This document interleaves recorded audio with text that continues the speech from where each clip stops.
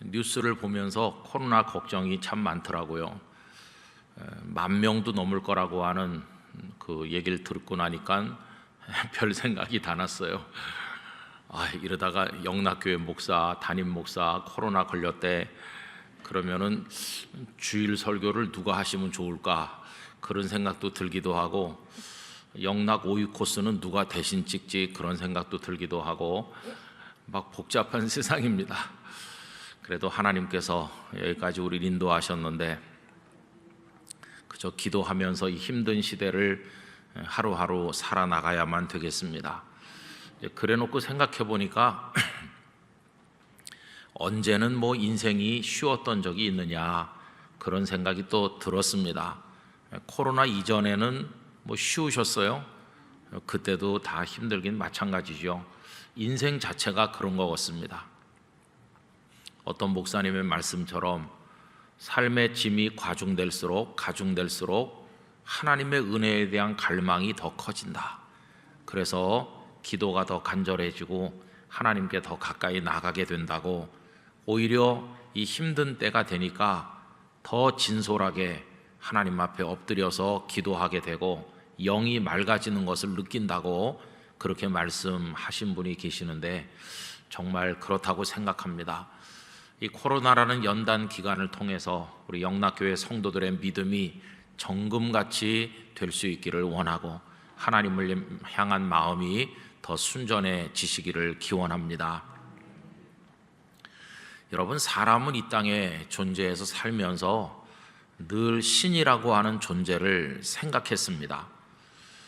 가끔씩은 사람이 신이 되려고 했던 적도 있었고, 어떤 때는 신을 추구하기도 했고 그렇습니다. 사람이 신이 되려고 했을 때는 자기가 대단해 보였을 때입니다. 자신이 모든 것을 가지고 있다고 여겨질 때, 그리고 자신이 강하다고 생각될 때 자기 스스로를 신으로 생각을 했던 적이 있습니다. 대표적인 것은 고대의 제왕들이죠. 여러분, 애굽도 그렇고 또 바벨론도 그렇고 여러 나라의 왕들이 자신을 신이라고 그랬습니다.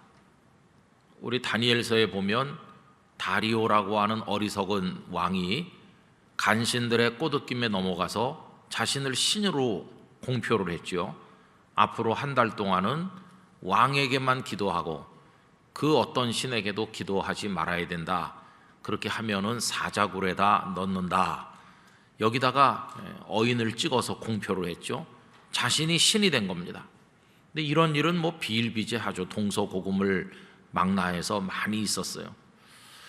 그래서 인간이 교만하면 스스로가 신이 되는 겁니다.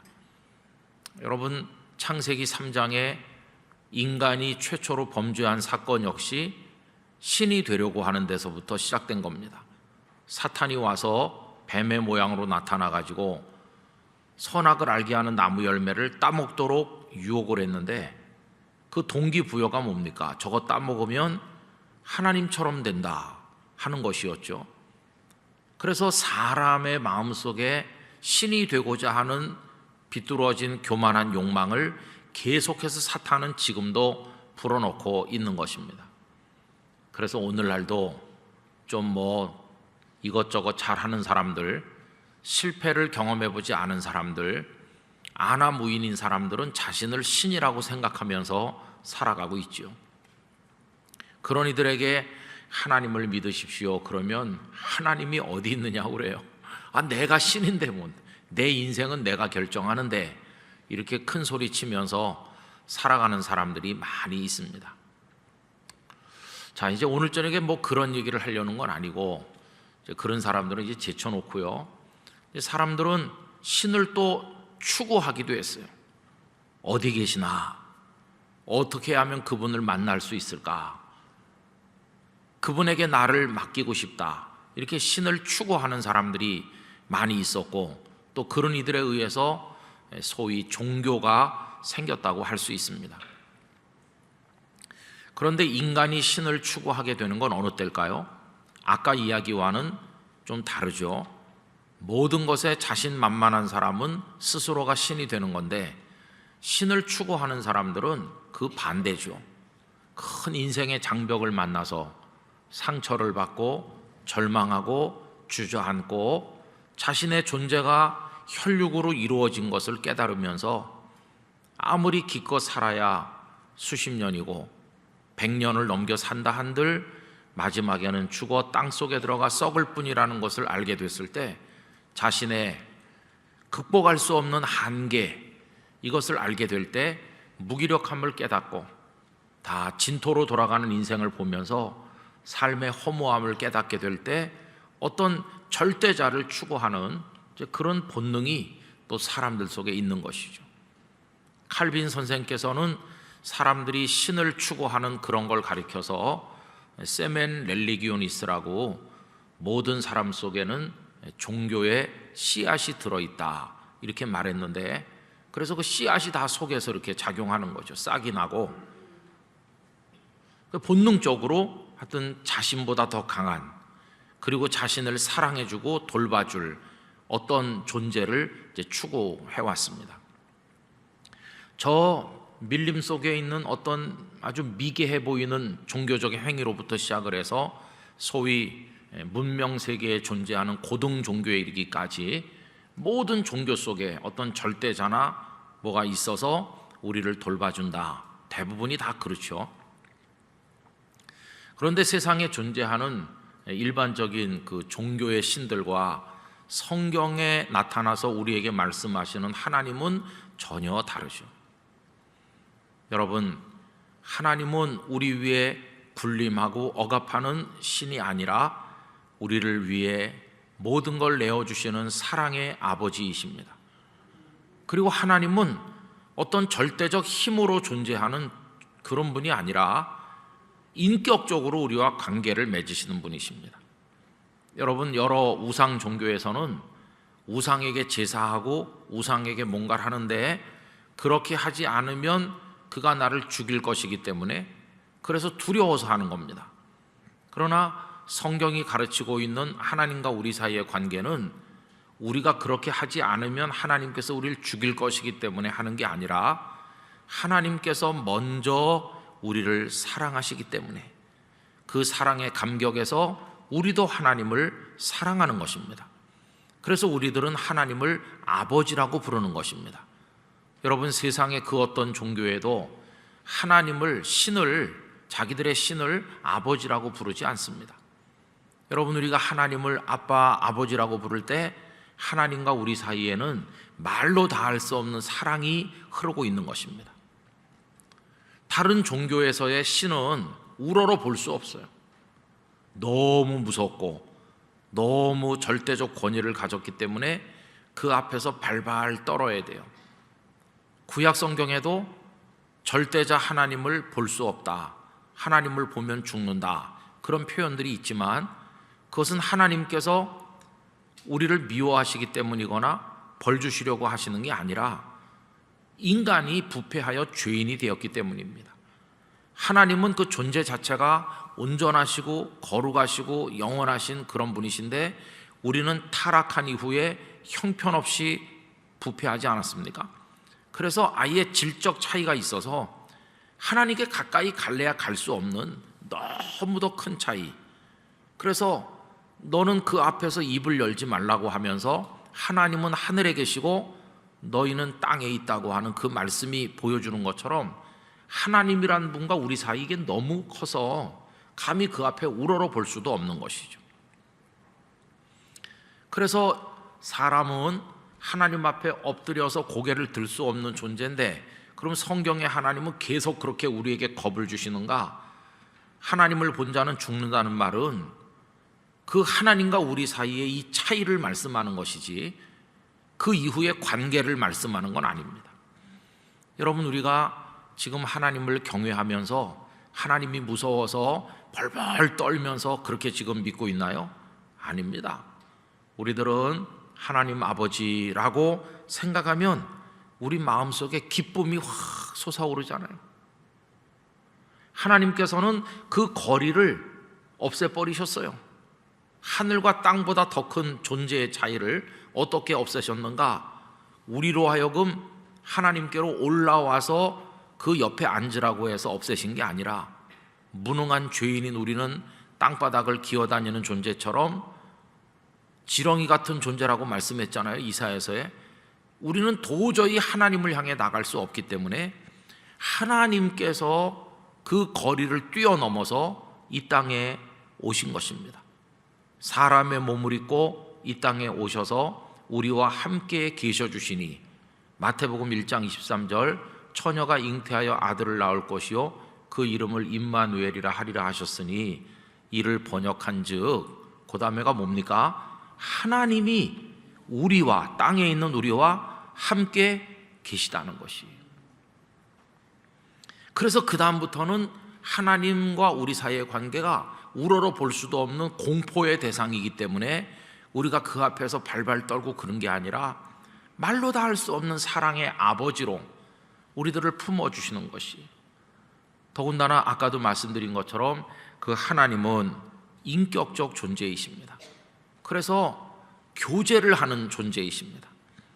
하나님께서 나에게 다가오시고 내가 하나님께 다가가고, 그래서 말씀하시는 겁니다. 지난 주일 낮예배 시간에 생각한 것처럼 모세가 회막에 나아가서 마치 친구와 이야기하듯이 하나님께서 말씀하시고 대면하여서, 여러분 이게 얼마나 놀라운 은총이요 축복인지 말로 다 알 수가 없습니다.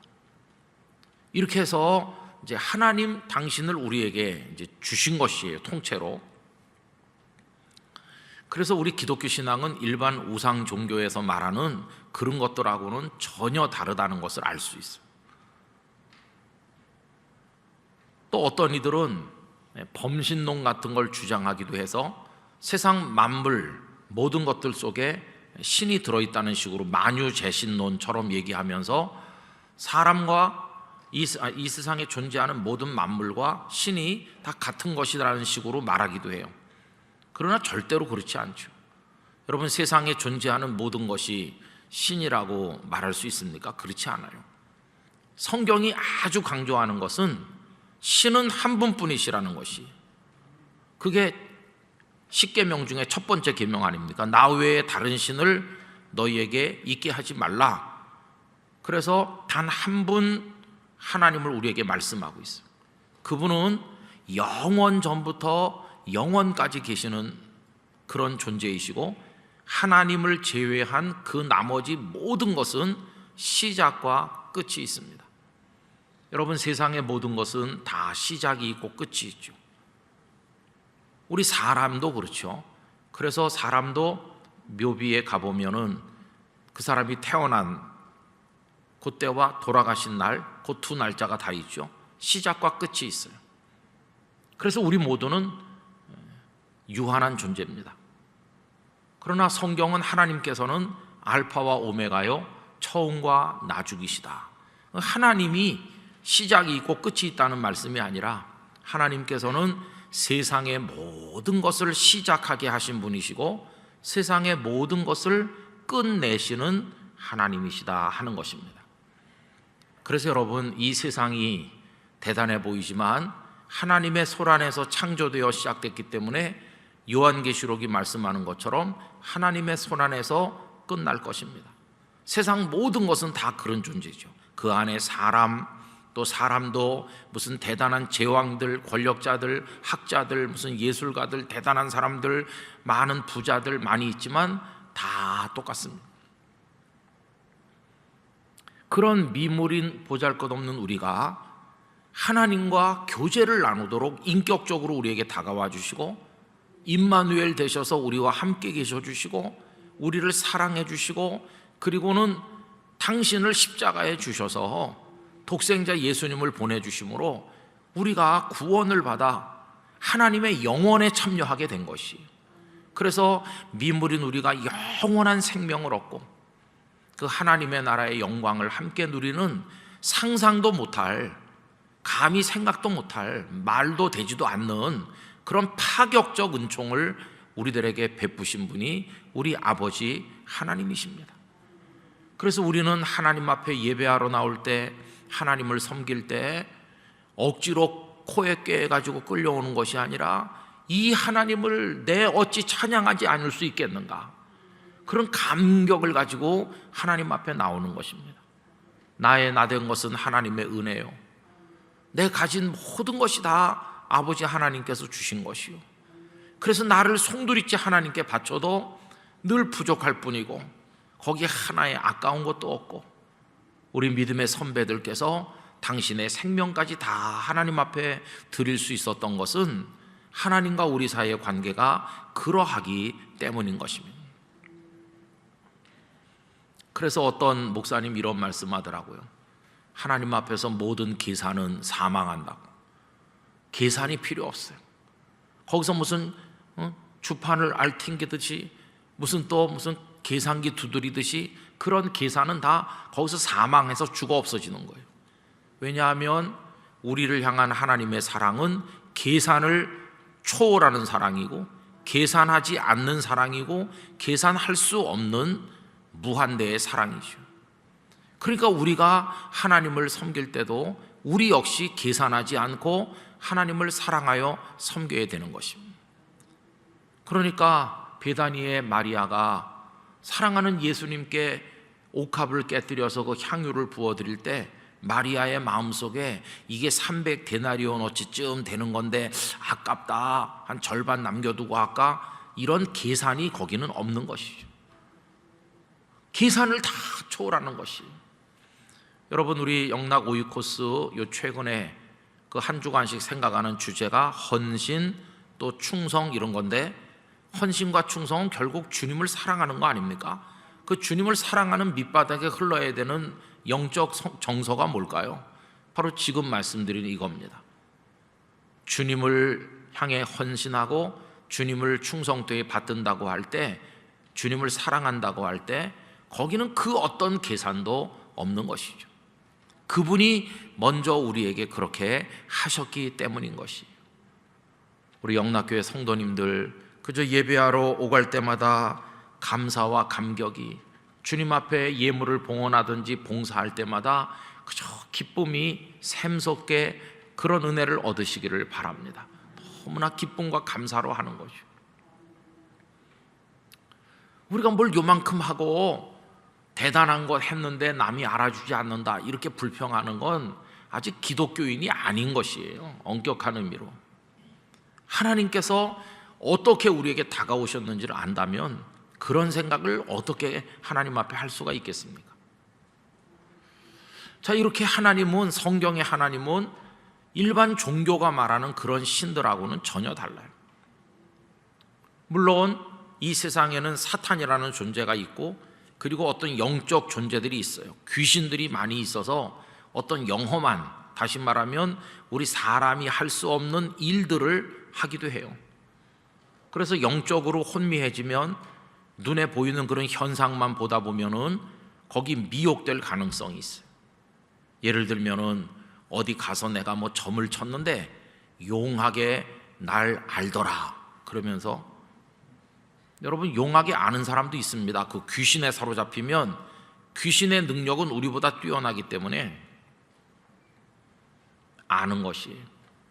그래서 가끔 이런 생각도 해봤어요. 그 영도, 제가 있던 부산 영도 다리 근처에 가면 옛날부터 그 점집이 많이 있었거든요. 6.25 사변 때 영도 다리에서 만나자 이렇게 많이 했다고 그러는데, 거기 만나가지고 뭐 막막하니까 점을 많이 쳤는지 왜 그런지, 그래서 가끔 그 자갈치 시장 앞으로 나가다가 불쑥 무슨 생각이 드느냐 하면은 내가 한번 들어가 볼까, 그런 생각이 들곤 했어요.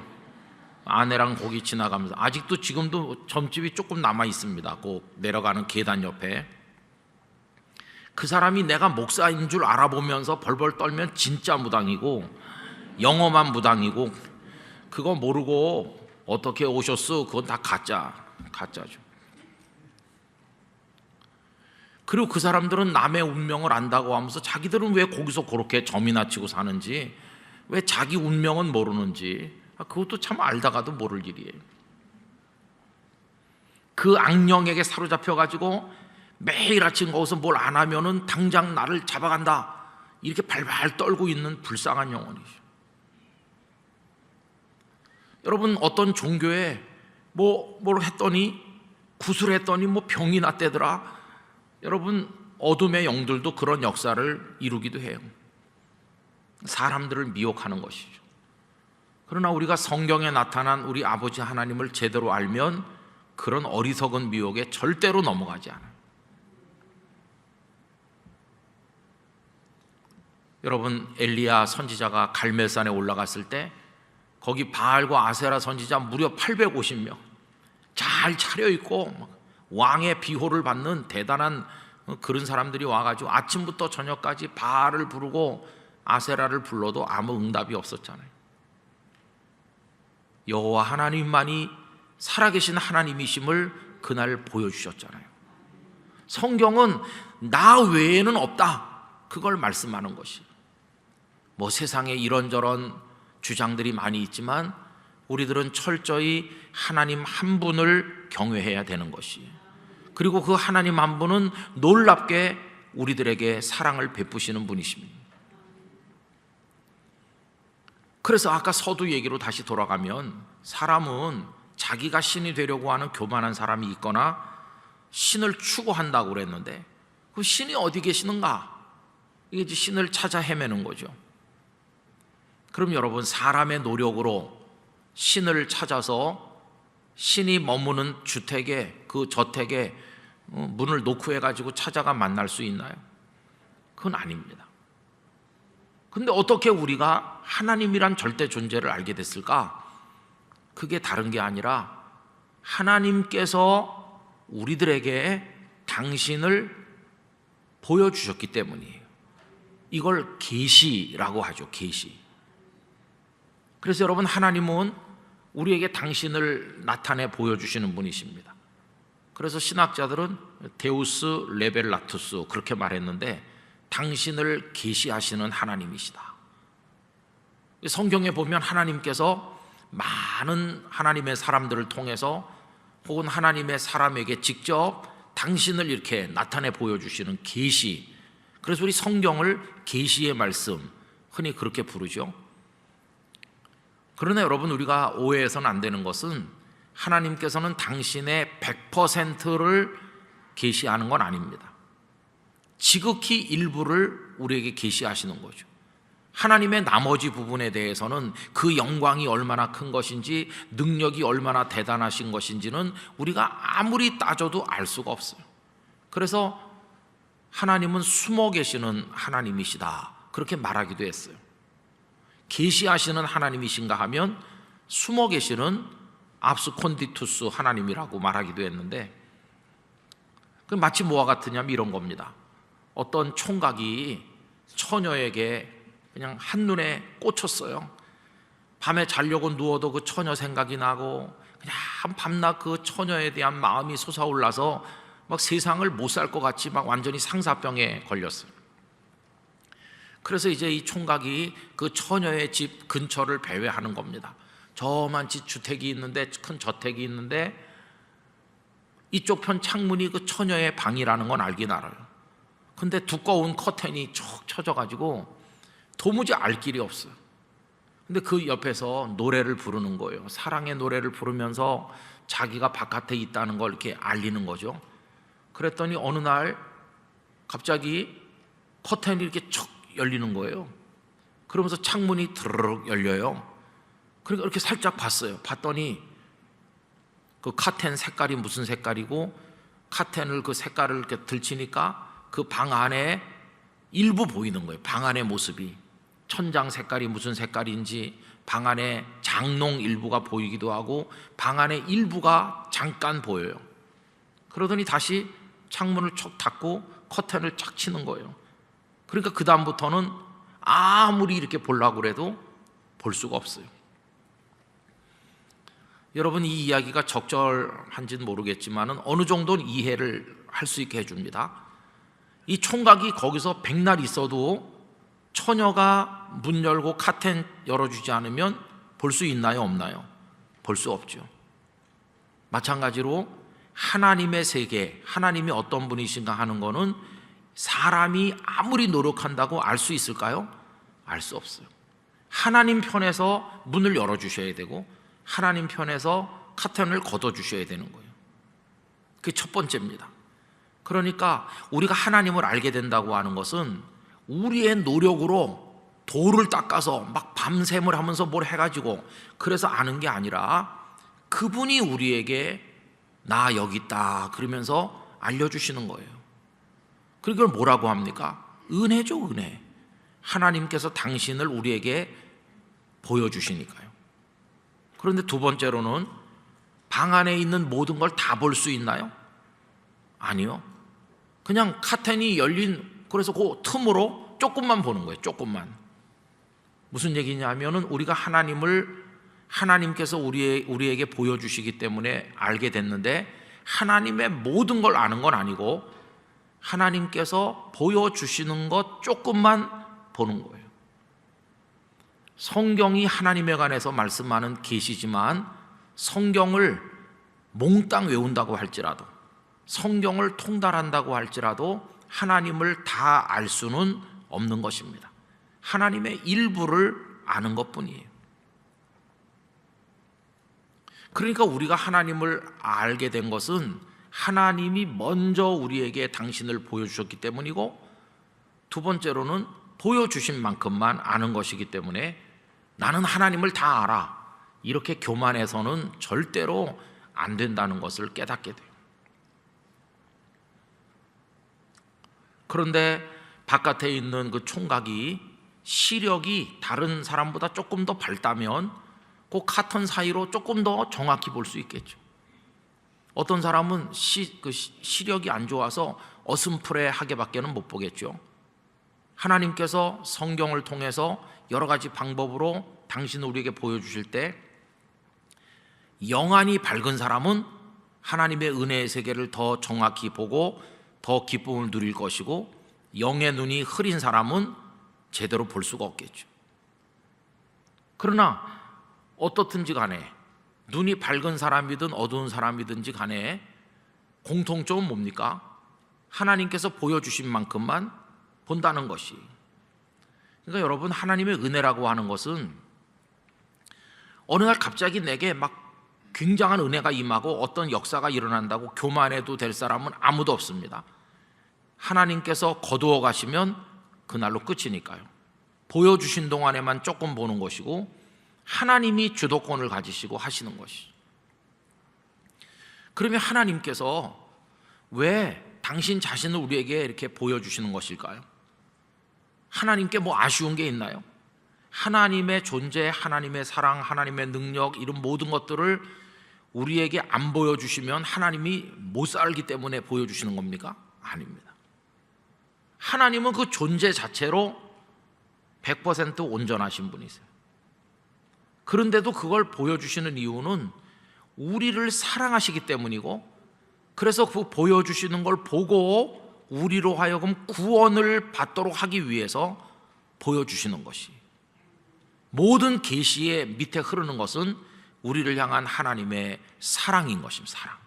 사랑하니까 다가와 주시고, 사랑하니까 보여주시고, 사랑하니까 당신을 보고 믿으라고, 그래서 하나님의 자녀가 되라고 하시는 거거든요.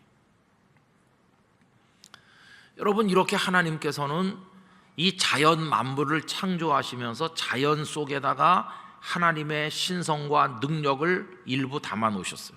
그리고 로마서 1장에 보면 하나님의 그 놀라운 솜씨, 하나님의 능력이 만물 속에 보인다고 그랬죠. 그러니까 대자연의 웅장한 아름다운 걸 보면 사람들이 와 감탄하면서 신의 솜씨가 놀랍도다, 참 아름다워라, 주님의 세계는, 이렇게 찬송할 때 보고 느끼는 게 있어요. 하나님의 위대하심을. 그러나 그런 자연 만물 속에 깃들어 있는 하나님의 능력을 본다고 구원에 이르는 건 아니잖아요. 그래서 하나님께서는 많은 선지자들을 통하여 말씀을 주셨어요. 말씀. 구약 시대도 많은 말씀으로 당신을 알려주시고, 그렇게 하시다가 마지막 때가 되니까 이번에는 독생자 예수님을 보내서 직접 말씀하게 하셨어요. 선지자들이 말씀하다가 이번에는 독생자께서 오셔서 직접 말씀하는 겁니다.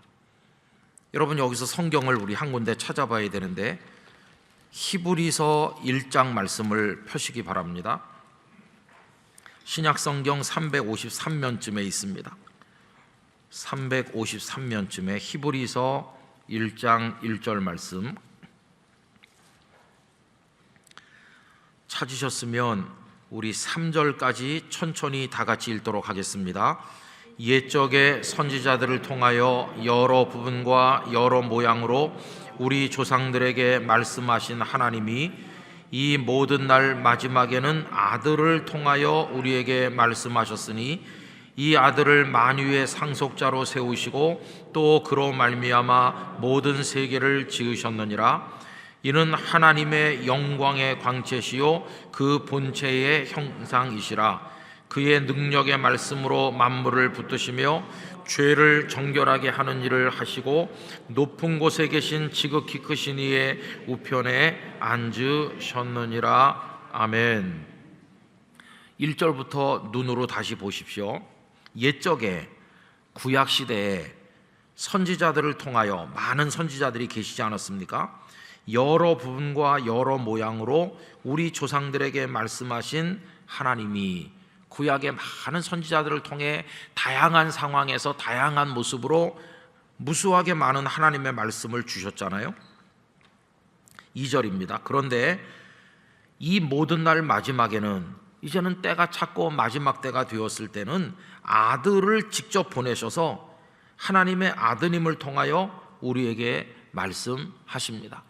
예수님께서 메시아로 이 땅에 오셨어요. 그분은 어떤 분이신가 하면 이 아들을 만유의 상속자로 세우시고, 만유의 상속자니까 세상의 주인이시다 그 말이죠. 또 그로 말미암아 모든 세계를 지으셨느니라. 요한복음 1장 1절 이하에 보면 태초에 말씀이 계셨는데 그 말씀이 없이는 세상에 지어진 게 없다고 그랬죠. 바로 그걸 말하는 것이고요. 또 그분은 어떤 분이시냐. 3절, 이는 하나님의 영광의 광채시요. 하나님의 영광 그 자체예요. 요한복음 1장 14절에 말씀이 육신이 되어 우리 가운데 거하시니 우리가 그의 영광을 보니 하나님의 독생자의 영광이요 은혜와 진리가 충만하더라. 하나님의 영광을 가지신 분이세요. 그 다음에 다시 3절 계속 읽어보면 그 본체의 형상이시라. 빌립보서 2장 5절 이하에 너희 안에 이 마음을 품으라 곧 그리스도 예수의 마음이니라고 하면서 쭉 내려가는 중에 무슨 말씀이 있습니까? 예수님은 하나님과 동일한 본체시라고 나오잖아요. 동등됨을 취할 것으로 여기지 않으시고 당신을 낮추셔서 죽기까지 복종하셨지만 그렇게 죽음에 던져질 그런 존재가 아니라 하나님과 동일한 본체를 가지신, 여기도 똑같이 나오죠. 그 본체의 형상이시라. 그래서 여러분, 이 기록된 성경 속에서 하나님의 많은 말씀을 통하여 하나님께서 당신이 어떤 분이신가를 보여주시다가 마지막에는 독생자가 직접 오셨어요. 아드님이 오셔서 직접 말씀하시고, 그리고 나를 본 자는 아버지를 보았느니라 하면서 아버지 하나님이 어떤 분이신가를 보여주시는 것이죠. 그리고 이제 오늘 읽은 요한복음 21장 1절 본문으로 이제 와보는 겁니다. 여러분, 오늘 본문 1절에 다 같이 다시 한번 읽어보실까요? 그 후에 예수께서 디베랴 호수에서 또 제자들에게 자기를 나타내셨으니 나타내신 일은 이러하니라. 아멘. 거기 나타내신다는 단어가 2번 사용되고 있죠. 자기를 나타내셨으니 나타내신 일은 이러하니라. 요 나타내다라고 번역된 단어가 파네로라는 건데요, 이건 성경에 뭐 그렇게 많이 나오는 단어는 아닙니다. 그런데 몸을 가지신 예수님께서 뭐 오셨다 가셨다 누구한테 말씀하신다 누구에게 이르시니 뭐 그런 사람의 동작을 나타낼 때 쓰는 동사는 아닙니다. 이 파네로라고 하는 것은 신이 신적 세계에 있는 어떤 것을 사람에게 확 보일 때 많이 썼던 단어가 이거 나타낸다는 거예요. 여러분, 지금 예수님은 제자들에게 어떤 분이셨습니까? 같이 잡수시고 같이 주무시고 그랬던 분이세요. 그냥 사람으로 여겨졌어요. 이제 특별하신 분이긴 한데 나랑 같이 주무신다, 나랑 같이 잡수신다, 우리랑 똑같네, 이렇게 여겨졌던 그런 분이었어요. 그런데 부활하신 예수님은 그들 눈에 어떻게 보일까요? 우리랑 같이 먹고 같이 주무시니까 우리랑 똑같아 이렇게 느껴졌을까요?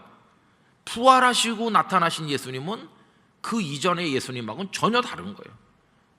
왜냐하면 문을 걸어 잠궜는데 부활하신 예수님은 그 시간과 공간을 초월하셔서 나타나시는 거예요. 여러분, 우리 사람은 그냥 찾아가서 만나는 거지. 내가 내일 11시에 찾아갈게요.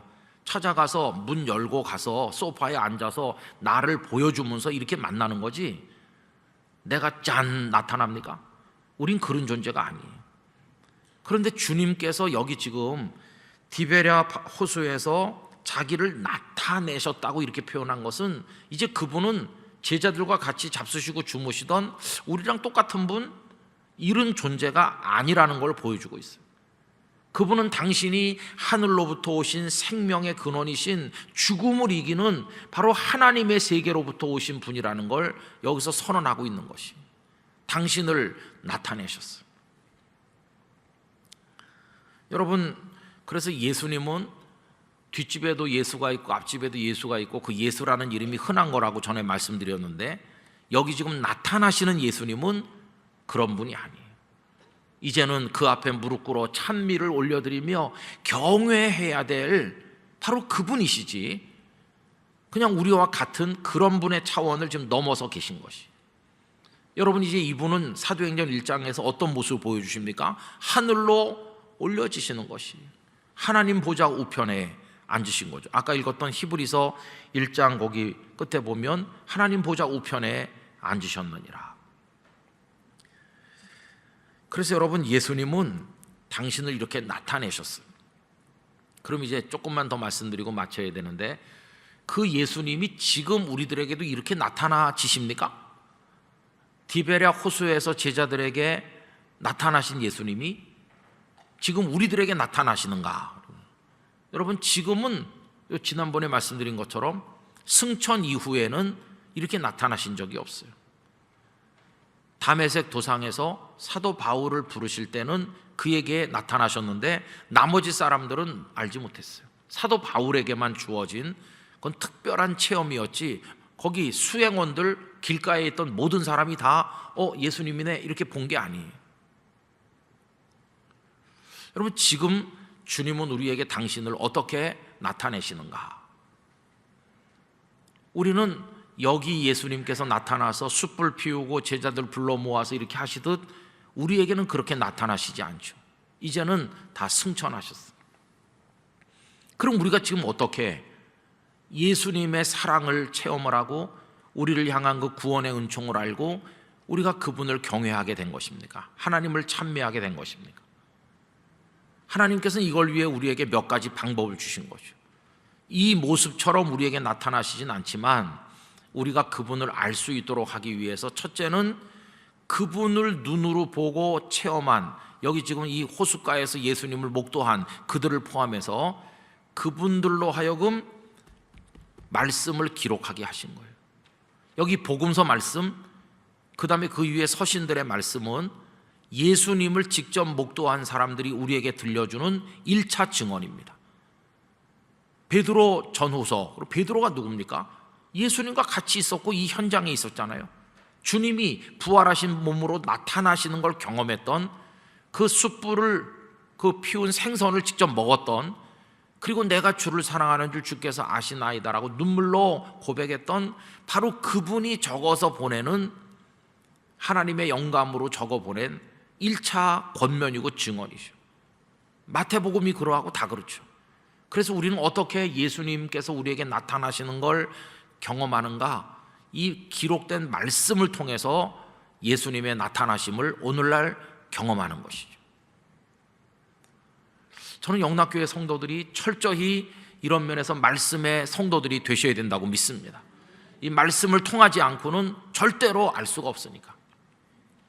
두 번째로는 주님께서는 당신이 승천하신 이후에 그 성도들, 하나님을 믿어야 될 사람들을 위해서 결정적인 어떤 준비를 하나 하셨는데, 그게 영으로 우리 가운데 임하시는 것이, 당신이 가시면 보혜사께서 오신다, 성령님이 오시는 거예요.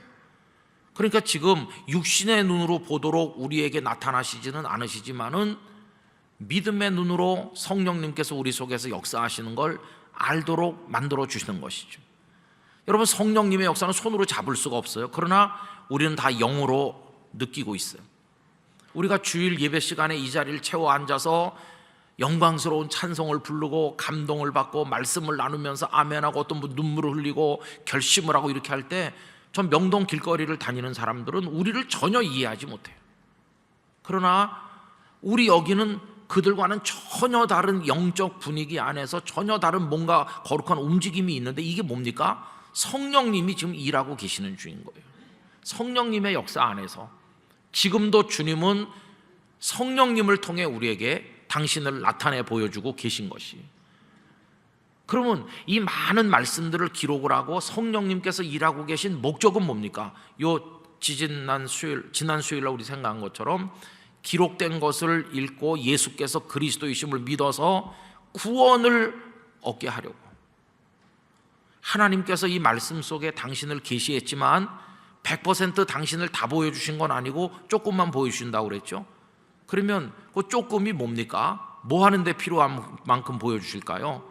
구원 얻는 데 필요한 만큼 우리에게 보여주시는 것이.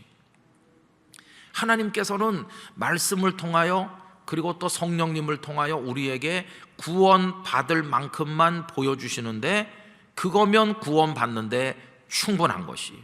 하나님, 보여주신 게 너무 작아요. 커튼을 좀 더 활짝 열으셔야 내가 구원을 받을 텐데 너무 조금 보여주셔서 구원을 못 받잖아요. 그런 말은 없어요.